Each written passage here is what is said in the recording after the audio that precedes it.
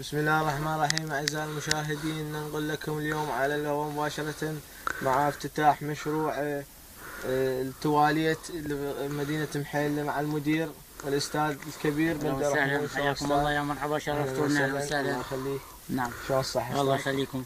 أستاذ سمع، عندك مشروع واليوم افتتاحه وجينا. والله الحقيقة اليوم مشروع عملاق سيتم افتتاحه بعد قليل.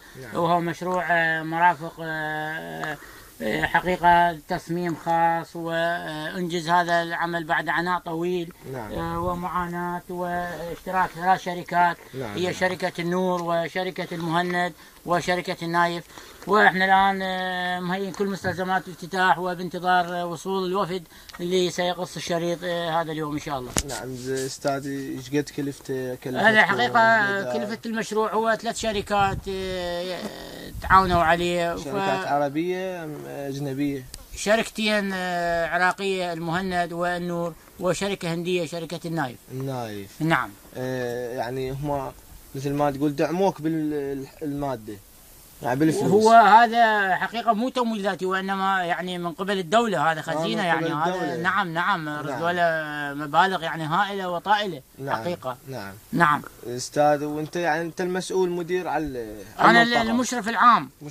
المشرف العام البارد المشرف العام انا. نعم استاذ، ننتظر يعني. احنا الان بانتظار وصول الوفد لافتتاح المشروع، فالوفد ان شاء الله عن قريب يصل. نعم. الوفد يعني من داخل ومن خارج المنطقة؟ لا الوفد اجنبي، ممثل شركة النايف الهندية. نعم. سولف لنا. المشروع هذا حقيقة هو مبني من المرمر. نعم. والكاشي والموزايك. نعم. ومطرز ب يعني ماء الذهب. نعم. والفرفوري ما فرفوري. الفرفوري، وهذا يعني اشياء هذه لم نذكرها. احنا كلفته باهظه جدا يعني. هذا المشروع واليوم حفل افتتاحه، وهذا من المشاريع العملاقه الحقيقه في البلد يعني. يعني ثلاث مشاريع، واحد مركز التجاره العالمي بامريكا. وحقيقه مشروع ثاني تم افتتاحه قبل اسبوعين في اسبانيا. وهذا المشروع الثالث هو اللي يوازي هذه المشاريع يعني. حقيقه الوحيد في العراق الان موجود هذا المشروع. احنا صحيح البارحه على الكمبيوترات والاقمار الصناعيه كلها يعني باثه هذا المشروع، يعني اليوم افتتاحه على المشي والهذا مشي.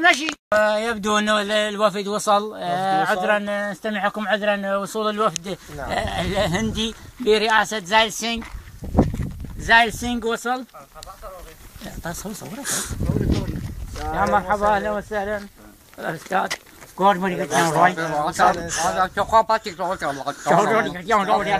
وسهلا.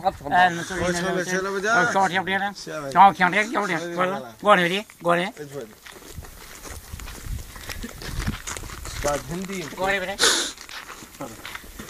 مترجم الجواني يعني واصل يا مراب صوت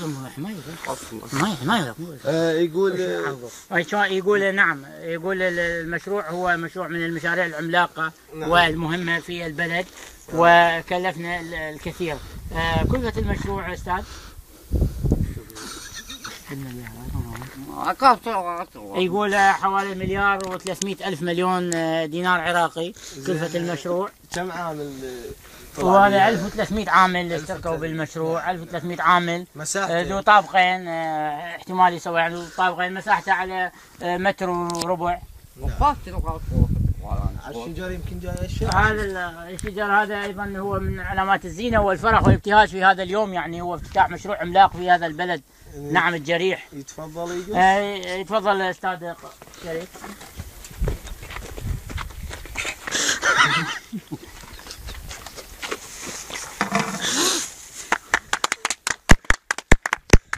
شكرا استاذ. سلام.